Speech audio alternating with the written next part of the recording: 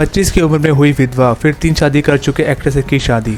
3 शादी कर चुके एक्टर और सिंगर को दिल देने वाली एक्ट्रेस है लीला चंद्रवकर। जाने क्यों लोग मोहब्बत किया करते हैं और ढल गया दिन हो गई शाम जैसे गाने से फिल्मों में अपनी पहचान बनाने वाली लीला चंद्रवकर।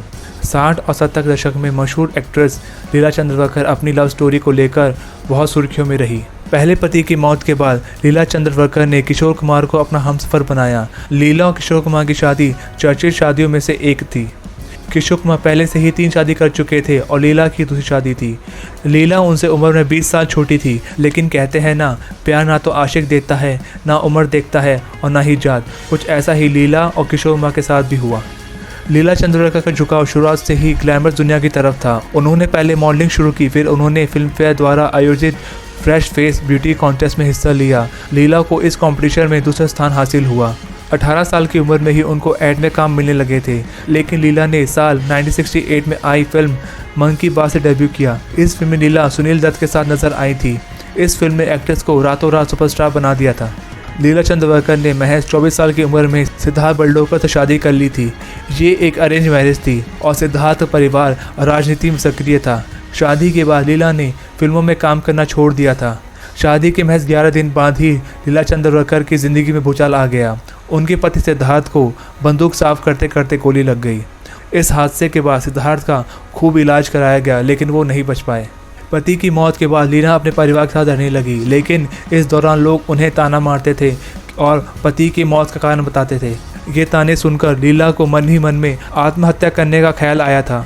इसके बाद उन्होंने फिल्मों में लौटने का फैसला किया।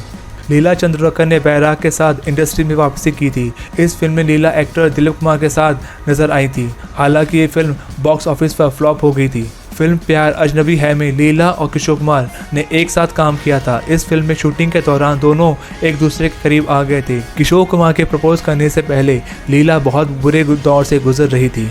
पर्सनल लाइफ की वजह से वो अपने करियर में भी फोकस नहीं कर पा रही थी और बॉलीवुड में जो मुकाम वो हासिल करना चाहती थी वो हासिल नहीं कर पा रही थी। एक दिन किशोर कुमार ने लीला से कहा, क्या तुम लाइफ में सेटल होना चाहती हो? मैं प्रपोजल के साथ तैयार हूँ। किशोर कुमार ने जिस अंदाज में कहा, लीला वो समझ नहीं पाई। किशोर कुमार ने साफ साफ कहा, मैं तुमसे शादी करना चाहता हूँ। लीला ये सुनकर शॉक हो गई और उन्होंने तुरंत मना कर दिया।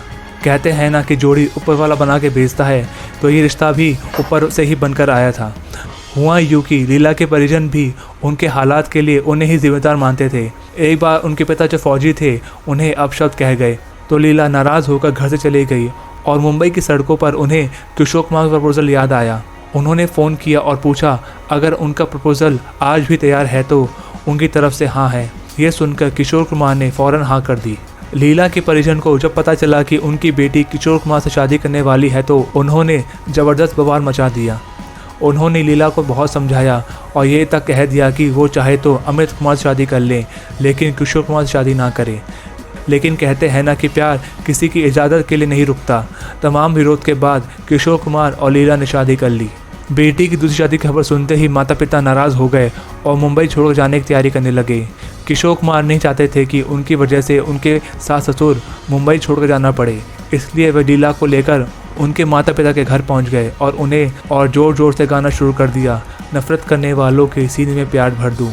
किशोर कुमार की आवाज़ का जादू था या उनकी अदा या लीला के माता पिता की मजबूरी? यह गाना सुनने के बाद उनकी नाराज़गी दूर हो गई और उन्होंने अपनी बेटी के रिश्ते को कबूल कर लिया।